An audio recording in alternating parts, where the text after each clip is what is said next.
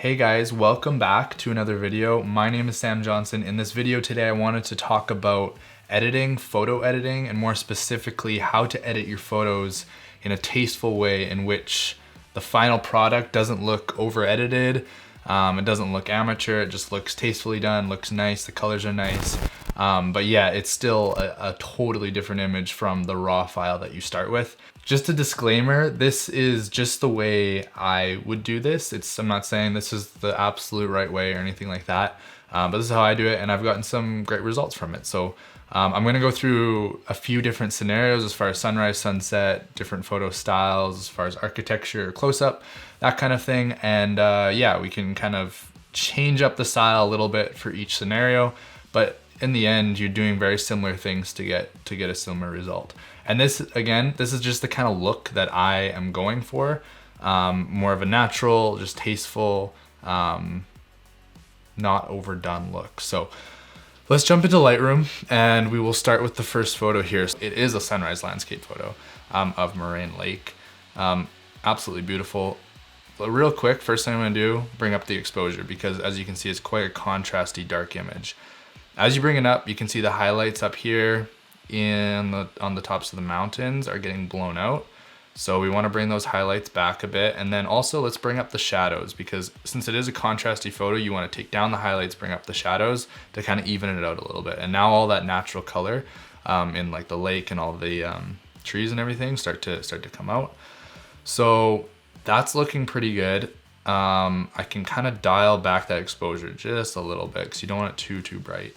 Also, these whites up here are getting a little blown out, so I'm gonna go and I'm gonna take down the whites a bit, and then I'm gonna leave the blacks for now, and I'm gonna jump down to the curves. So I'm gonna do your standard S curve. This is a contrast curve, and the extreme that you take the curve with the photo, how extreme you do the curve with the photo is gonna depend on how contrasty the photo is already. So if it's a pretty contrasty photo like this one, you're not gonna do a super extreme curve, just a little bit. I wanna keep those blacks black. Some people like to take the blacks and fade them out, but I like keeping them dark. With this one, I'm not gonna do it too much because it's already quite contrasty, like I said. Then the next thing I will do is I will go and I'll crop it, since I can kind of see the photo a little better now that I've brightened it up. So I'm gonna keep it as the original form factor, aspect ratio. You can see there's kind of people down here. If you've ever been to Moraine Lake, the place gets packed by like 5 a.m. So you kind of gotta make sure the photos that you're taking don't have any people in them. So I'm just gonna bring that up just to get those distractions out, and then I can kind of go off the straightness of like the trees here too to help me find what is absolutely straight. So that's probably about right there. Yeah, that looks good. Next thing I'm gonna do, it looks kind of purpley, which is not always bad, but in this case it doesn't look quite right. So I'm gonna warm up the image, and that's starting to make it look a lot nicer. You can also take the tint and bring it back just a little bit, and it just kind of makes the photo look a little more summery, a little more warm.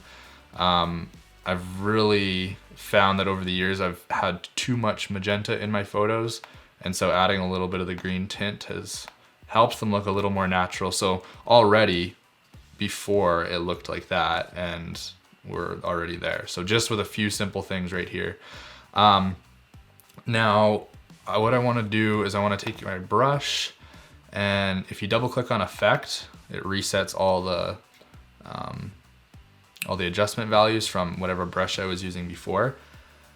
Now I'm gonna just drop the exposure just a little bit, and then the highlights a little more, and the whites a little bit, and add a little bit of contrast. And now I'm gonna go just paint across the tips of the mountains, because they still look a little bit blown out, and I don't love that. We can kind of go down here, click the little switch, it'll show, just darken them just the slightest bit, but sometimes the smallest little changes can make the biggest difference in like the big scheme of the photo.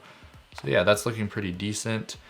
Now what I like to do, depends what kind of photo you're going for. If you want a really soft photo, you can obviously turn down the clarity, but I like my photos to have a little bit of punch, not too much. If you overdo clarity, it looks terrible, but just a little bit, like +7 in this one.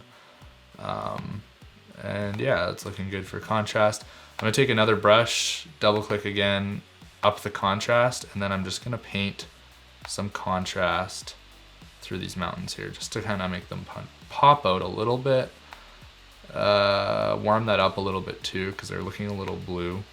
I mean, it is rock and blue is kind of the color coming through, but just because the sun's kind of coming in from behind where I was shooting from, so I want that warm kind of tones coming in on the mountain. Okay, so for now, I mean, you can do a lot more manipulation and stuff, but that's like a pretty simple way to take it from like a photo that looks like you can barely tell what's going on, especially in the shadows, to something that's brightened and it doesn't look fake, it looks real. Like that's how I was seeing it that morning. Like the colors were vibrant. The light was pretty even to my eye. Obviously cameras don't replicate what your eye sees very well, so you got to take it into Lightroom and kind of fix that. If it's looking a little too saturated, you can take down the vibrance a bit. The difference between vibrance and saturation is saturation's for the whole photo, and vibrance just deals with colors in the midtones. When you have a photo like this that the light is so good and the colors are just so good naturally, you don't really have to do anything with the HSL. You can do stuff with the HSL in other photos to kind of make the style match to whatever theme you're going with. But with this one, like, I mean, the water's already aqua. It already looks great, so you don't have to touch the blues. The greens look completely natural. The oranges look how they did that morning. The sky does as well. Everything looks quite good. So I would just leave it as is, and yeah, let's move on to the next photo. All right, here we got an example of a close-up photo. Very beautiful light. This was taken at sunset, and yeah, a little cactus out here in Canada.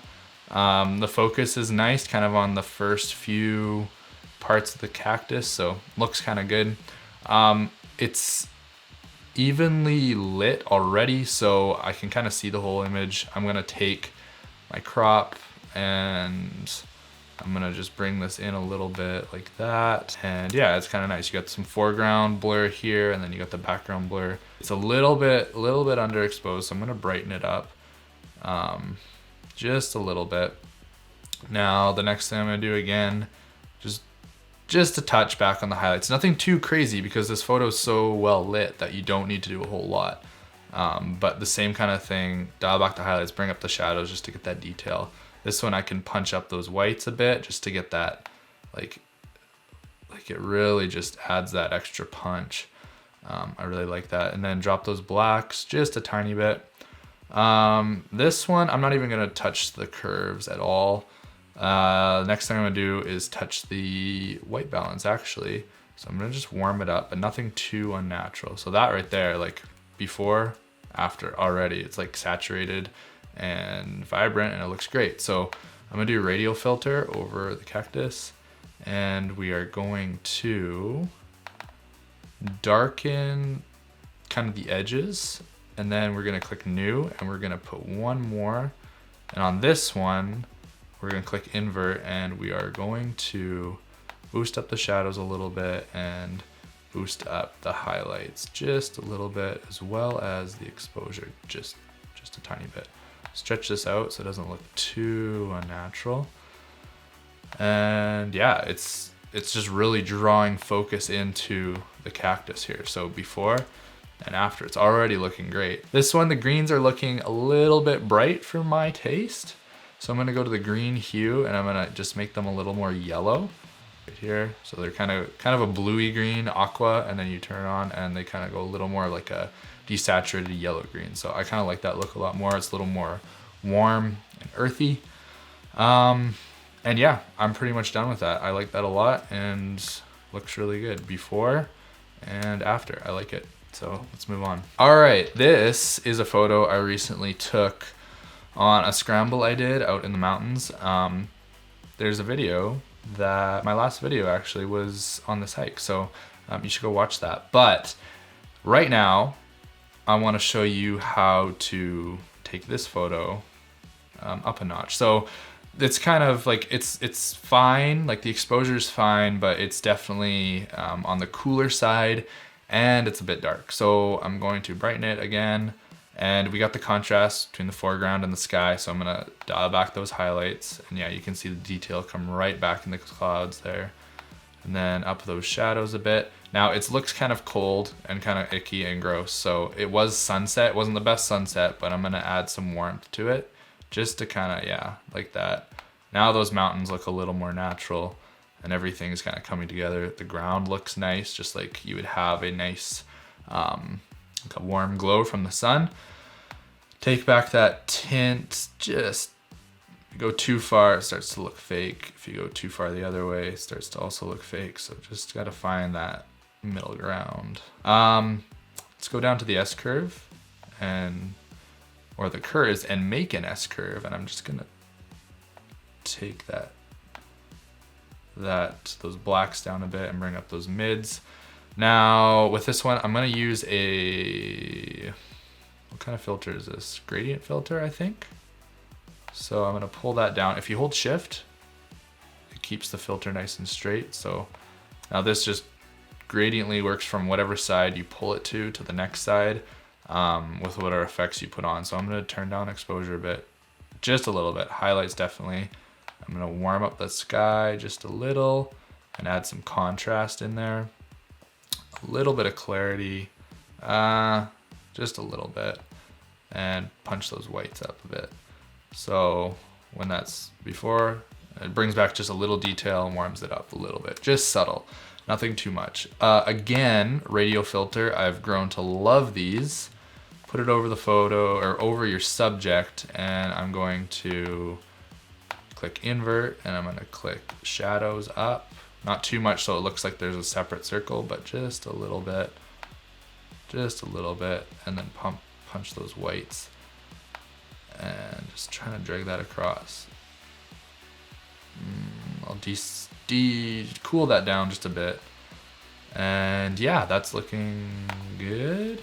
So before and after already looking great. I'm going to add a vignette, just a little bit.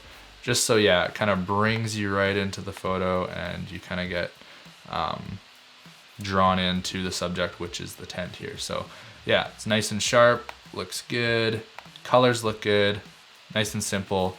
It looks natural. That just looks a little bit dark and desaturated and gross, and this just kind of brings up the whole feel of shooting this at sunset, which is what I did shoot it at. So yeah, that looks great. Yeah, I'm quite happy with that.